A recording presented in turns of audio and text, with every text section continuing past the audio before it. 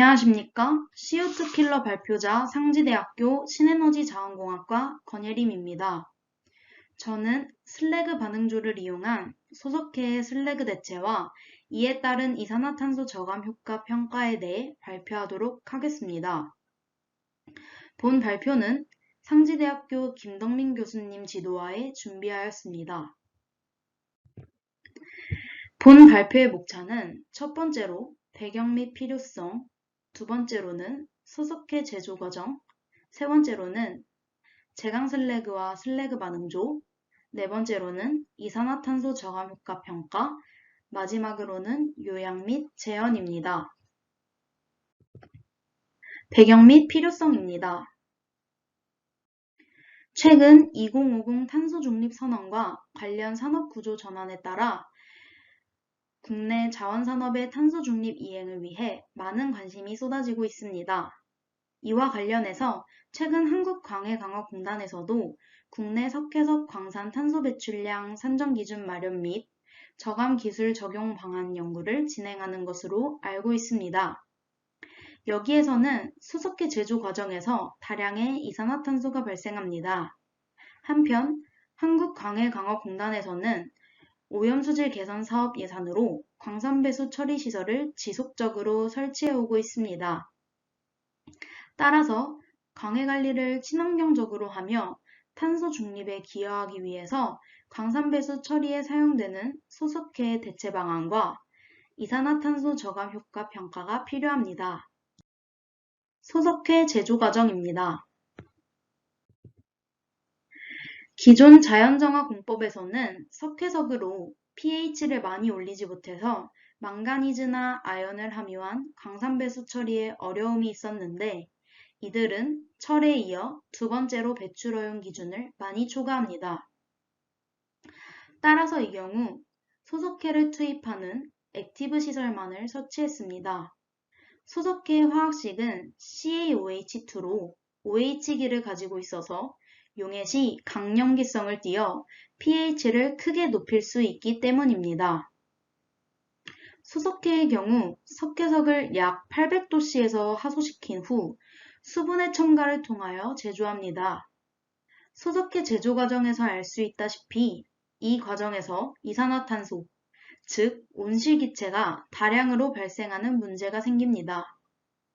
실제로 국내 소석해 생산으로 2018년 기준 이산화탄소가 연간 366만 톤이나 발생했다고 합니다. 따라서 2050 탄소 중립 달성을 위해서 소석해를 대체할 수 있는 방안이 필요합니다. 제강 슬래그와 슬래그 반응조입니다. 그래서 소석해를 대체할 수 있는 자연정화 매질로서 제강 슬래그를 선정하였습니다. 이는 제철소의 제강 공정에서 발생하는 부산물로 기존 연구에서 사용해서 가장 좋았던 입경은 2에서 6mm이며 조성은 칼슘 29.4%, 철 27.8%, 규소 15%로 이루어져 있습니다. 슬래그는 고로 슬래그, 전로 슬래그, 전기로 슬래그 세 가지가 있는데 그중 칼슘 함량이 높고 수처리 효율이 좋은 슬래그는 제강 슬래그 중 전로 슬래그인 것으로 연구되었습니다. 전로에서 발생하는 제강 슬래그는 추후에 냉각 후 파쇄되어 재활용할 수 있는 형태가 됩니다. 제강 슬래그 반응 과정은 위 반응식과 같으며 철의 제강 공정에서 철강석과 부원료인 석회석이 고온에서 용융되기 때문에 다량의 칼슘을 함유하고 있습니다. 칼슘 성분이 물과 반응 시 OH-를 내놓아 pH를 대폭 상승시켜 중금속을 수산화물 등으로 침전시켜 제거가 가능합니다. 추가로 소석해와 달리 산업 부산물을 재활용한다는 장점과 액티브 시설이 아닌 자연정화 시설로 적용이 가능하다는 장점이 있습니다. 그러나 최근 pH를 대폭 상승시키기 위한 자연정화 시설로 슬래그 반응조가 설계에 반영되었으나 이산화탄소 저감 효과는 평가되지 않았습니다. 슬래그 반응조는 슬래그만 사용하였을 때에는 철이 유입되면 정화 효율이 급격히 감소하는 문제가 있어 제강 슬래그와 석회석을 혼합하여 사용하였을 때 가장 효과적입니다.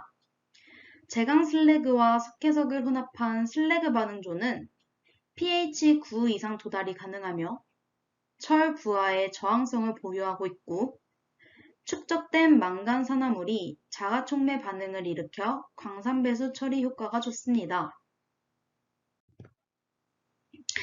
1할 탄강 갱내수의 망가니즈를 배출효용 기준 이하로 제거시키기 위해 파일럿 규모로 셉스-D에 슬래그 반응조 공정을 추가시켜 공정별 pH 변화에 따른 망가니즈 철 농도 변화를 연구한 결과입니다.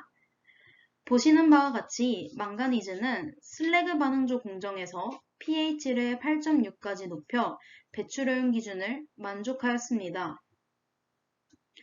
이와 같이 슬래그 반응조는 pH를 용이하게 높여 소석회에 의한 망가니즈 처리를 대체할 수 있는 공정입니다. 이에 따라 소석회 처리 공정을 슬래그 반응조로 대체 시 이산화탄소 저감 효과를 평가해 보았습니다. 이산화탄소 저감 효과 평가에 앞서 이산화탄소 배출량 1톤을 일상에서 많이 사용되는 제품별 이산화탄소 배출량과 비교해보면 종이컵 286개, 비닐봉투 400개, 종이청구서 3,333개를 제조할 때 각각 1톤의 이산화탄소가 배출이 됩니다. 석회석을 하소시켜 소석회를 제조하는 과정에서 소석회 1몰당 이산화탄소 1몰이 발생합니다. 따라서 소석회 1톤을 만들기 위해 이산화탄소 0.59톤이 발생합니다. 즉, 소석회를 폐기물인 슬래그의 재활용 적용으로 대체하면 소석회 1톤당 이산화탄소 0.59톤 배출을 저감시킬 수 있습니다. 액티브 시설의 정화시설별 소석회 투입량에 따른 이산화탄소 발생량을 산출한 결과입니다. 소석회 투입량은 선정된 수질 정화시설의 연간 소석회 투입량으로 적용하였습니다. 먼저 3탄 침출수의 처리 공정은 pH 조정조에서 소석회를 투입해 pH를 증가시켜 오염물을 석출한 후 응집조에서 응집제를 투입해 SS를 응집시키고 가압 부상조에서 응집된 SS를 부상시켜 제거합니다. 유입 유량에 따라 소석회 투입량이 달라지지만 2021년도 기준 평균 소석회 투입량인 1,570톤을 적용하여 계산한 결과 3탄 침출수 수질정화시설에서는 소석회 사용으로 1년에 926톤의 이산화탄소를 배출시키는 것으로 산출되었습니다. 다음은 함태소록골 수질정화시설입니다. 이 시설에서는 pH 조정조에서 소석회를 투입해 pH를 높인 후 완속 교반조에서 입자를 부착시키고 원형 침전조에서 침전시킨 후 상등수를 유출시킵니다. 함태소록골의 경우 오염농도가 알루미늄 수 ppm 수준으로 비교적 낮아서 소석회를 1년에 175톤만 사용하고 1년에 103톤의 이산화탄소를 배출시키는 것으로 산출되었습니다. 마지막으로 영동탄광 정화시설입니다. 영동탄광의 처리 공정은 함태소록골과 유사하며 산화중화조, 완속교반조, 장방형 침전조로 구성됩니다. 소석회를 투입하여 pH 7.5에서 8.2까지 높여 철 등을 제거합니다. 연동탄광의 경우 소석회를 1년에 656톤을 사용하여 1년에 387톤의 이산화탄소를 배출시키는 것으로 산출되었습니다. 국내 정화시설별 실제 소석회 사용량에 따른 이산화탄소 배출량 산출한 값을 2019년 기준 유럽 각국의 탄소세 현황과 비교해 보았습니다. 유럽 각국의 평균 이산화탄소 톤당 탄소세율은 31.03유로, 즉 한화로 41,252원이며 세계소 정화시설별 연간 소속해 사용에 따른 탄소세는 약 424만 8,956원에서 3,819만 9,352원으로 산출되었습니다. 현재 액티브나 세미 액티브 정화시설에서는 많은 양의 이산화탄소가 배출되고 있고 이를 탄소세로도 적용해 보았을 때에도 적지 않은 금액인 것으로 나타났습니다. 요약 및 제안입니다.